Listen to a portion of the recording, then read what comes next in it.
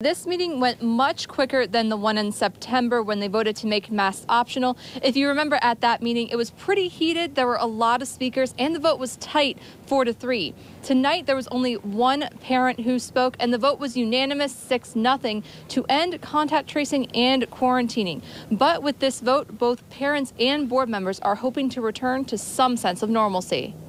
It feels great. It feels like it's a huge step in the right direction. Janelle Hicks was the only parent to speak at tonight's East Allen County Schools board meeting. She wanted the board to end contact tracing and quarantining. She saw firsthand what being home did for her son when he had to quarantine earlier this school year. It's just hard for them to be home and not have anything to do and to be isolated. And Hicks got her and other parents' wish.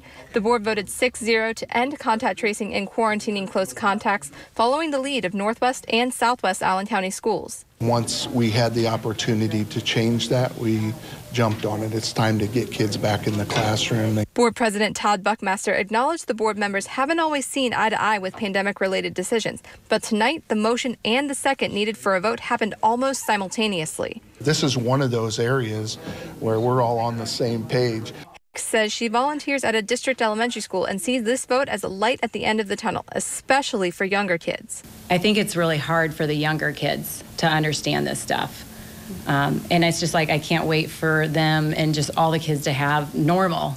I mean, I never knew how much I loved normal. Buckmaster is confident this was the right move for the district and is also hopeful the end of the pandemic is near. Every change we have made to our back to school plan, we've been able to continue on with that change. So we're hoping that we won't have to pull back on this one either, and we'll just be able to keep moving forward and keep healthy kids in school.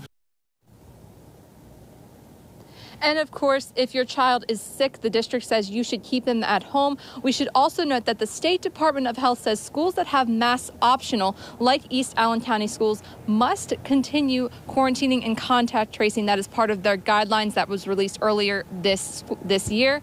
And there's no word yet on if there's going to be any repercussions for not following those guidelines. Reporting live in New Haven, I'm Kelsey Mannix, Fox 55 News.